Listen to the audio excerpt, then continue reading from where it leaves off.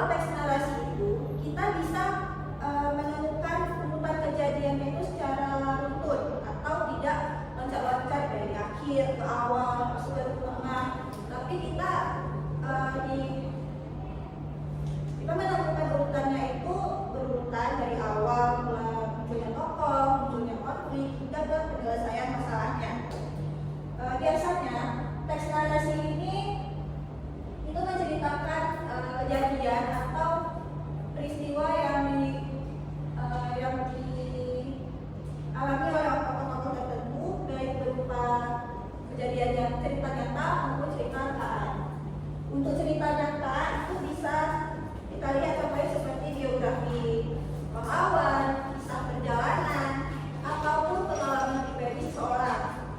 Sedangkan cerita rangkaan itu bisa kita lihat seperti cerita rakyat, dongeng, novel, legenda, ataupun sebagainya.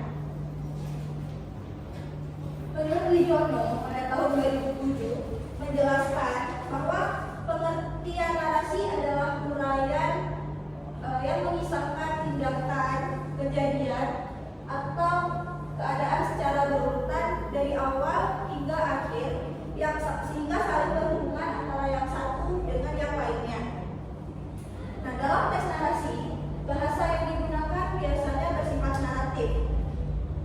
Bersifat naratif ini artinya adalah bahasa yang digunakan untuk menceritakan atau mengisahkan sesuatu. Ciri khas dari sebuah teks narasi itu adalah dalam teks narasi kita menggunakan kata kerja tindakan seperti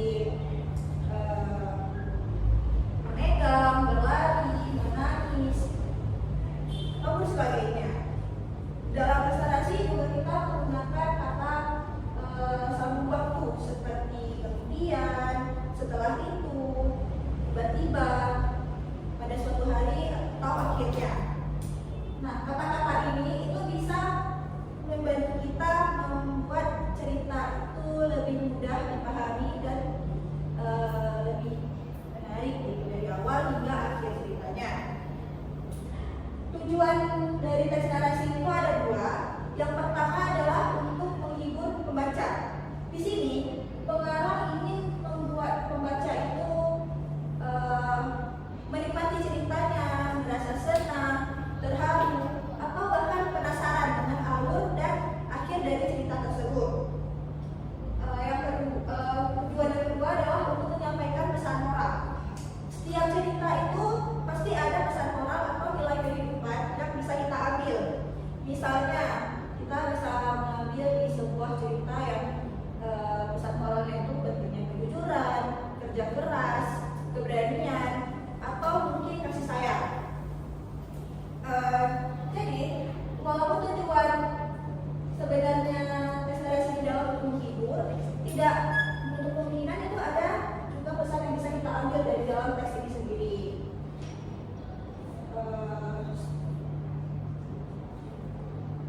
Struktur teks narasi juga memiliki struktur umum.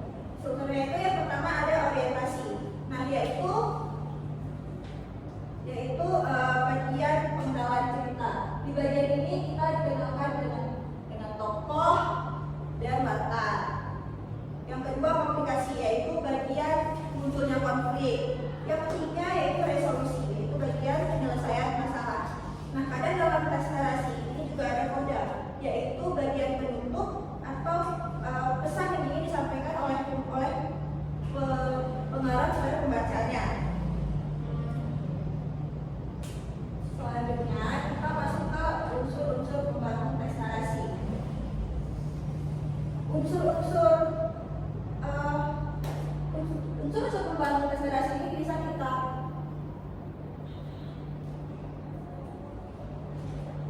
unsur-unsur pembangun dalam teks narasi ini bisa kita anggap sebagai fondasi suatu cerita. Yang dimana jika fondasinya itu lengkap, cerita pun akan lebih menarik dan enak dibaca. Akan tetapi kalau misalnya salah satunya tidak ada, itu akan membuat cerita menjadi kosong dan mungkin tidak nyambung dengan apa tujuan dari cerita tersebut. Yang pertama ada tema.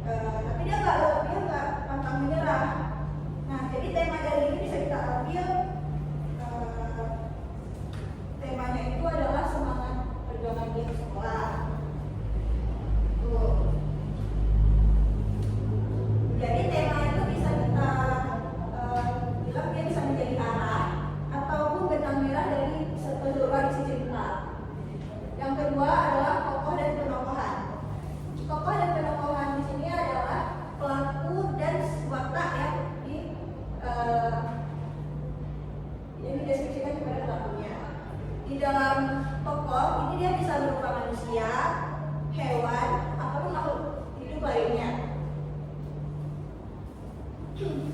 Bentuk penokohan sendiri adalah cara pengarang menggambarkan atau mendeskripsikan watak ataupun sifat dari tokoh tersebut. Misalnya tokoh utama dibuat atau digambarkan sebagai sosok yang baik, ramah, sabar, ataupun sebaliknya bisa digambarkan sebagai sosok yang jahat, licik, ataupun sombong.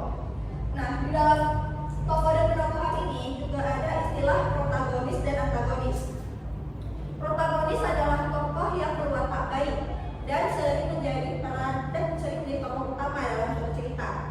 Begitu, sedangkan antagonis itu adalah kebalikan dari protagonis, yaitu tokoh yang berwatak jahat ataupun sering menjadi penyebab munculnya konflik. Penokohan ini bisa kita lihat dari dialog, tindakan, ataupun cara tokoh menyelesaikan masalah. Yang ketiga, itu ada alur atau plot. Alur adalah jalan cerita dari awal sampai akhir. Alur itu ada tiga, dia bisa maju, mundur, ataupun campuran. Alur maju adalah alur yang jalan ceritanya itu berurutan dari awal pengenalan tokoh, munculnya konflik hingga ke penyelesaian masalahnya. Sedangkan alur mundur adalah cerita yang misalnya kita buat ceritanya itu di masa sekarang, lalu kita kembali ke masa lalu. Kalau alur campuran adalah alur yang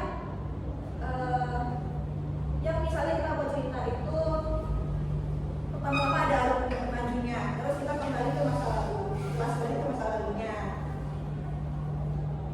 Di dalam alur itu biasanya ada 5 tahap. Yang pertama ada pengenalan. Di sini itu kita diperkenalkan dengan tokoh ada latar. Yang kedua munculnya konflik, yaitu mulai ada konflik gitu. Yang ketiga puncak konflik, di mana konfliknya itu semakin menegangkan. Yang keempat penilaian, yang di sini tuh mulai ada jalan keluar dari masalah tersebut. Yang kelima itu adalah penyelesaian, di mana di sini masalahnya selesai dan ceritanya pun berakhir. Alur ini penting supaya cerita itu punya arah dan pembaca bisa lebih mudah untuk memahami muatan kejadian dalam cerita tersebut. Yang keempat adalah latar. Latar ini adalah tempat, waktu, dan suasana terjadinya peristiwa. Misalnya latar tempatnya itu di sekolah, waktunya itu pagi hari, dan suasananya itu gembira. Dengan latar, kita sebagai pembaca itu bisa seolah-olah bisa membayangkan bagaimana keadaan di tempat tersebut dan seolah-olah kita bisa merasakan kita sedang ada di dalam cerita tersebut. Yang kelima itu adalah konflik. Nah, konflik adalah masalah yang dihadapi oleh tokoh dalam cerita. Tanpa konflik cerita itu akan hambar atau datar. Dan konflik ini muncul antara pertentangan antara tokoh dengan tokoh yang lain ataupun tokoh dengan dirinya sendiri. Misalnya seorang anak berkonflik dengan orang tuanya karena perbedaan pendapat, ataupun seseorang yang berjuang melawan rasa takut pada dirinya. Konflik inilah yang membuat cerita menjadi menarik dan membuat pembaca itu penasaran bagaimana tokoh menyelesaikan masalahnya. Yang keenam itu adalah amanat atau pesan moral yang ada dalam cerita. Nah, amanat adalah pesan moral atau nilai kehidupan yang ingin disampaikan pengarang kepada pembaca. Biasanya amanat itu tidak ditulis langsung, tapi kita bisa mengetahui amanat itu dari keseluruhan isi cerita ataupun di akhir cerita.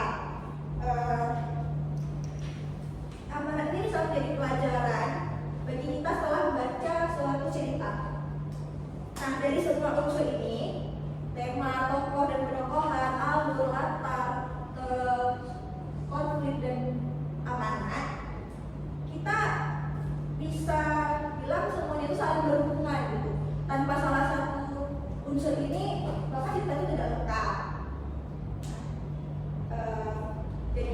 bisa simpulkan bahwa unsur pembangun teks narasi ini bukan hanya hiasan, tapi juga bagian penting yang membuat cerita itu menjadi lebih jelas, menjadi hidup, bermakna,